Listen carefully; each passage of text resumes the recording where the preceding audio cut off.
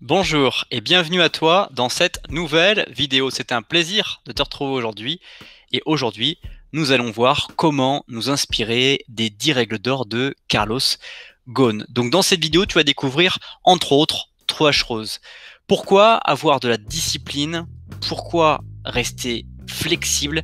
Et pourquoi travailler pour soi-même? Assure-toi bien de rester jusqu'à la fin de cette vidéo, puisque je t'indiquerai comment tu peux télécharger gratuitement 7 secrets pour progresser dans ta vie. Alors avant de voir ces 10 règles d'or, qui est Carlos Ghosn? Carlos Ghosn est un homme d'affaires franco-libanais brésilien. Il est actuellement président, directeur général de la société française Renault et de la société japonaise Nissan.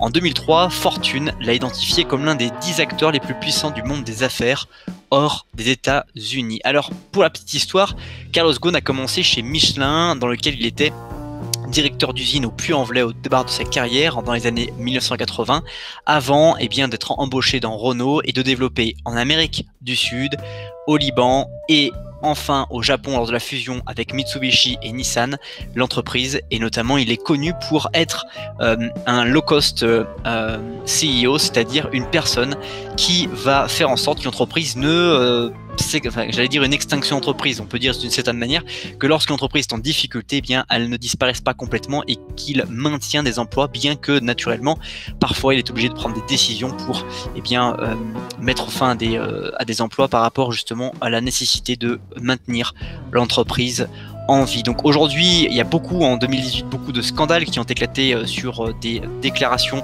fiscales non, ou en tout cas mal faites. Il est actuellement, au moment où j'enregistre cette vidéo, en prison au Japon. Mais l'idée n'est pas de regarder actuellement l'actualité de Carlos Ghosn, plutôt de regarder comment il a construit cet empire, cette capacité à être un manager, cette capacité à avoir du succès d'une certaine manière dans sa vie avant l'épisode à 65 ans, d'être en prison au Japon. On va regarder ces 10 règles d'or, mais juste avant cela, je t'invite à apprécier ou à partager cette vidéo dès maintenant. Ceci afin de permettre à d'autres personnes de découvrir à leur tour cette vidéo. La première règle d'or que je vais partager avec toi de Carlos Ghosn, c'est n'écoute pas le petit homme. Lorsqu'on s'est lancé dans différentes activités de notre vie, on a à un moment donné eu des voix intérieures qui nous ont dit ne fais pas ça, n'envisage pas ça, pourquoi voudrais-tu devenir une nouvelle personne que tu n'es pas encore, pourquoi voudrais-tu changer? Et c'est exactement ce que Carlos Ghosn a apprécié dans son parcours, c'est quand il était chez Michelin en tant que directeur d'usine au Puy-en-Velay, c'est qu'il avait cette volonté de progresser, de permettre à son entreprise non seulement de s'améliorer, mais aussi d'avoir des résultats encore supérieurs. Et il s'est dit que s'il restait au Puy-en-Velay, il resterait et deviendrait l'homme qu'il était en 1980. Il a décidé en fait de partir et de choisir des challenges qui le dépassaient, dans lesquels il se sentait inconfortable, dans lesquels il était obligé de remettre en question sa propre personne et de devenir surtout une nouvelle personne, puisqu'il allait fréquenter des environnements qu'il n'avait encore jamais fréquentés et qui allaient forcément le faire évoluer. Donc c'est la même chose pour nous lorsque on souhaite s'inspirer de règles, c'est de se dire qu'est-ce qu'on peut écouter. Et écouter le petit homme est parfois négatif pour nous parce qu'on va pas s'autoriser à changer, pas s'autoriser à monter les marches de l'escalier que pourtant on sait qu'ils nous permettront de devenir quelqu'un d'autre et de progresser dans notre vie. Deuxième règle d'or, c'est d'avoir de la discipline. Je te l'ai présenté en début de cette vidéo. Parmi les titres que nous allons voir entre autres, c'est la discipline. La discipline est quelque chose qui est un facteur clé de succès qu'on a vu sur les différentes vidéos de cette chaîne YouTube. C'est cette capacité à reproduire des efforts, à reproduire une activité, à reproduire des gestes, à reproduire une réflexion sur quelque chose jusqu'à obtenir une satisfaction ou un résultat qui nous soit largement favorable. La discipline, c'est répéter un geste technique, par exemple, plusieurs fois jusqu'à ce qu'il soit parfait. Au fil des années, par exemple, quand on veut jouer au foot, quand on veut faire un sport, une discipline, d'ailleurs, c'est le terme, une discipline, on va répéter plusieurs fois des gestes, des mouvements jusqu'à ce que leur efficacité soit extraordinairement puissante, mais aussi que esthétiquement ça en donne. Et avoir de la discipline en entreprise, c'est aussi savoir quand se retirer ou savoir quand s'engager dans un projet et répéter des actions, répéter des discussions et avoir un certain niveau de volonté et une capacité à répéter encore et encore jusqu'à obtenir les résultats que nous souhaitons. Troisième règle d'or, c'est créer des produits à succès. Carlos Ghosn est notamment l'un des fondateurs des voitures et des véhicules sur les Laguna, les Twingo, il a choisi dans la gamme de produits qui était entreprise de définir de nouveaux produits et de faire travailler ses ingénieurs et ses équipes à construire de nouveaux produits, et il a fixé, c'est là sa force à Carlos Ghosn, des nombres de ventes nécessaires pour justement amortir la construction de ces entreprises. Renault, quand il est arrivé à la direction de Renault, avait beaucoup de voitures qui étaient pas vendues, qui étaient très peu vendues ou pas assez vendues, et qui généraient des déficits dans l'activité de l'entreprise. Et il a défini cette nouvelle stratégie de créer des produits à succès pour petit à petit remplacer les gammes qui n'avaient aucun succès. Et un produit à succès pour un véhicule par exemple, c'est la capacité à être vendu, la capacité à ce que la personne qui l'a acheté va faire de la publicité pour favoriser encore plus de ventes, et donc de dépasser le poids mort de l'entreprise qui est en fait le coût des charges fixes. Le coût des charges fixes, c'est le loyer qu'il faut payer, les salaires qu'il faut payer, les différentes on va dire coûts qui sont liés à la production, mais qui sont fixes quel que soit le volume que l'on va vendre, que l'on va payer, puisqu'une usine va tourner 151 heures entre guillemets chaque mois, et donc dans ces 151 heures il y a des charges, et ces charges une fois payées vont être intéressantes, et une fois qu'on va passer ce volume là pour payer ces charges là, on va apporter exclusivement beaucoup de valeur, puisque toutes les charges de fixe seront économisées. C'est un peu technique, mais créer des produits à succès est vraiment quelque chose qui va permettre de pouvoir avancer, et on peut s'inspirer de cette règle aussi sur les produits la valeur qu'on souhaite apporter aux gens, quelle valeur à succès puis-je apporter aux autres pour leur permettre aussi d'avancer. Quatrième règle d'or, c'est prendre des risques. Alors évidemment, si au moment de cette vidéo tu te rappelles du passé récent de Carlos Ghosn actuellement en prison au Japon, tu vas te dire il a pris trop de risques, mais d'une certaine manière prendre des risques, c'est aussi acquérir une entreprise comme Nissan, acquérir une entreprise comme Mitsubishi, dans laquelle les déficits sont colossaux, dans laquelle les banques prêtent pour rembourser le déficit et ne prêtent pas forcément de l'argent pour pouvoir investir dans la création de nouveaux véhicules ou dans de nouveaux procédés pour pouvoir mieux fabriquer les véhicules, en tout cas à coût moindre. Donc prendre des risques et acheter une entreprise par exemple pour justement la relever. Définir quels sont les produits dans lesquels il faut investir, définir les produits dans lesquels il faut arrêter d'investir, et comment permettre aux gens qui travaillent sur un produit qu'on ne veut plus investir de continuer à rester en entreprise tout en apportant leur valeur. Prendre un risque, avoir une vision qui n'est pas forcément sûre et qui va dépendre de multifacteurs. Prendre des risques, c'est savoir qu'on n'est pas forcément la seule personne qui va pouvoir agir sur la réussite de notre projet, qu'il va falloir convaincre d'autres personnes, qu'il va falloir motiver, stimuler des personnes qui soient autour de nous. Cinquième règle d'or, c'est d'être flexible.